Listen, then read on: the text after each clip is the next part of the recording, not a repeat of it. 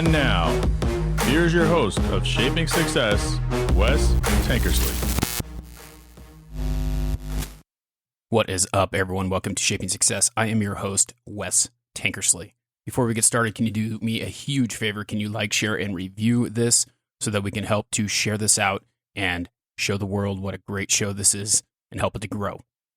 If you do that, please tag me on your social media. I will send you a free sticker pack. So wherever you post it on Instagram, post it on Facebook, just tag me. I'll send you a sticker pack. I'll DM you. We'll get your address and we'll send you a magnet and 2 stickers. Shaping Success is something that we want to continue to build. I also want to tell you about my sponsor, TVPBN. If you are looking to do a live show, obviously this is audio right now, but I do a live show. I also record episodes and things like that.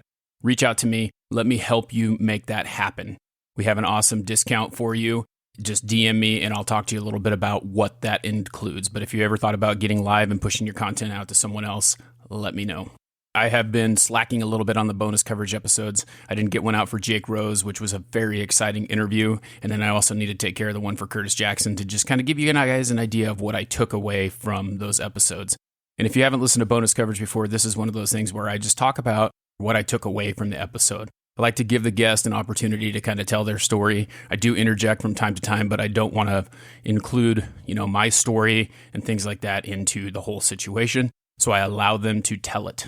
And for those of you who haven't listened to the show before, Shaping Success is about showing people that success is different for every individual, and it is something that you need to work at. These people are extraordinary people who have worked through and became successful in the field that they are. They're not always at different paths or different stages of that career. But the thing with Jake is a singer-songwriter. He was the lead singer for New Medicine, which is a rock band. That's where I first heard him. And we talked a little bit about the songs that he wrote. And one of the things that I really like about it is there's 2 types of people who listen to music in this world. There's a person who listens to the words and the music, and then there's also people who just listen to the music. And their music is great for either way.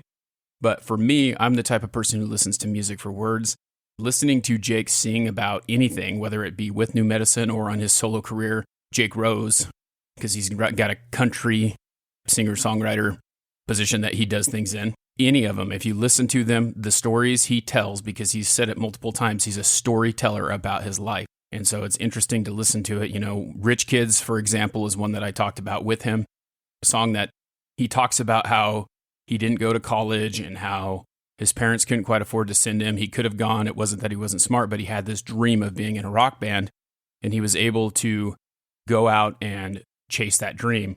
The thing is, that's really funny about it is it's not easy. People don't understand how not easy it is to do things. They think that it just happens for people. A lot of times they'll sit there and they'll say, what did they do? Where did they get that? How did they get that? They're just lucky. And the problem is they're not just lucky. And that's what I like about Jake's story, is he wasn't just lucky. Jake decided at a young age what he was going to do in high school. He had a band, he was into sports and things like that, but that wasn't the path that he wanted to take. He wanted to be a rock star. He wanted to be a singer-songwriter. These are the things that he wanted to do. And in order to do that, Jake did what he needed to do. He grabbed his band that he practiced with every day after school, as well as doing the work on the farm, and then jumped in the van. And if you've listened to his country song, he has a song called Econoline, and it talks about his life in that van and how he spent a ton of time in the van and trying to get that big break, trying to get that record deal, trying to get that contract. And they drove around a lot. They opened for bands, awesome bands, big ones he talked about, Avenged Sevenfold, Disturbed. These are all huge bands that they opened for, and he was able to do it. And sometimes they got paid, sometimes they didn't, but they continued to do it. They pushed out their merchandise to pay for their gas to get from town to town. And a couple times they were sent to New York, and they got turned down for a record deal. In between touring and things like that, he'd have to do side jobs like painting houses and little construction here and there and farming and all that stuff because he would have to pay for the touring. And you don't have a whole lot of backup when things like that are happening. But there's the thing that Jake said is I was just too stubborn. I knew exactly what I wanted, and the only way to get it was to continue doing it. They got turned down a lot of times. And with that, if he would have just given up on the 3rd time or stopped on the 2nd time because people don't want to hear my music, people don't want to do this, he would have never fulfilled his dream of becoming a rock star, becoming a singer-songwriter. And with Jake, he talked about, his success was the fact that he's doing what he loves to do every single day. Now, he's not complacent with that because he wants to be able to. Now I do what I want to do every single day. I play music. I write music. He's done some awesome songs. Crank It Up was one of the ones that he talked about that he wrote for Colt Ford. And he's wrote many other great songs that you probably just don't know. A lot of musicians don't write their own music. They buy songs, and that's what he's currently doing. He's writing music, and he's pushing it out there. He's selling it. He's doing all those things to be successful. He just put out an awesome cover of the Foo Fighters, Times Like These. I encourage you to check it out. Just such a great story about what it takes to break out and be a singer-songwriter. There's some inspiring stuff he talks about. Just don't give up, and that's really what you need to do, no matter what it is, but especially in the music industry. It's really hard to just say, well, that's it. I'm not going to make it. To give up that second time, to give up that third time. If anything in your life that you want to do, you have to work hard to make it happen. That's the big takeaway from the Jake Rose episode. I encourage you to go listen to it because I think that it was a great episode. I reached out to Jake in a DM, and he graciously accepted my invitation to be on the podcast. And it was an impromptu thing. I record on the first Saturday of every month. My 4 episodes that get pushed out because I like to drop one a week and then include the bonus coverage. And Jake was like, hey, I have this time on Saturday. Let's do it. And I just had to make it happen because that is something that I was really excited about, to get to talk to him about how he created what he did. So check out the Jake Rose episode. It's a great one. If you're interested in being a singer-songwriter, there's a lot of good information in there.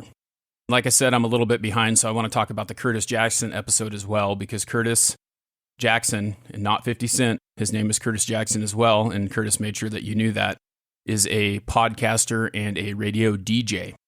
The interesting thing about Curtis is that Curtis lost his sight when he was born. They tried to do a few cornea transplants, but that didn't work out for him. And he ended up navigating through life as a teacher, helping other people who had lost their sight kind of function in society. He talked a lot about his family and how they did not allow him to use his blindness as an excuse. He was able to play sports and all those activities that he wanted to do because his family pushed him through it. It was funny. He told me he had more stitches than a crochet doll, which made me laugh because that's what happens, when you're pushing through and you're trying to do all those things that other people do. He continued to do it. And that's what's inspiring about it. We sit here and we talk about people who don't want to push themselves to do more because they're afraid of being scared.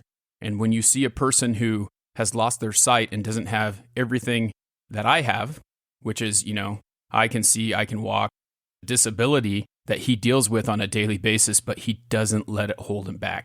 He did say that it does bother him sometimes, and he does get depressed about things, but he's a human. That's what we all need to understand, is that depression is something that happens to someone who has lost their sight, someone who has lost their legs, someone who is just a normal everyday person. The difference between those who succeed and those who do not are the quit. I've talked about that a lot. If you're not willing to push yourself and work harder, then it's never going to happen. And that's what I love about Curtis. Curtis said in the podcast that he is dealing with the cards that he is dealt.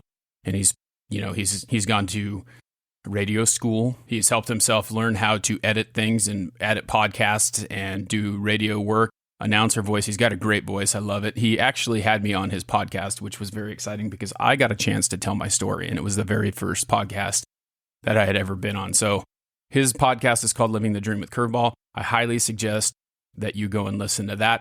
It's a great show. You can find that anywhere you listen to podcasts. It was a very inspiring story to listen to this man who has been through so much and continue to push through. If you want podcast editing, he's starting to do that. He's working on that as a business so that he doesn't have to do his current job like many of us who are just doing that as a placeholder to get where they want to go. So anyway, that is pretty much what it is. I want to tell you, you need to follow your dreams. If you're interested in changing your life, changing your path, you have to do it. That's something that you have to do. No matter what that career is, no matter what your goals are in life, you are the person who is behind pushing that to make it happen. Obviously, this show is really about showing people that success is different for every single person, every single individual, and I'd like to help you do that. If you know someone or a career that you would like me to find a guest in to talk to so that they can help you to figure out that path that you want to take, please DM me, hit me up. I'm at wes.tankersley on Instagram. That's the best place to find me. But if you push that link in my profile that has my PodSpout, it has all the other places you can find me. I appreciate you listening, everyone who has been here to support me. Again, if you're listening to this, please share the episode on your social media. Tag me. I'll hit you up with a nice sticker pack, and we'll go from there. Until next time, I challenge you to find the shape of your success.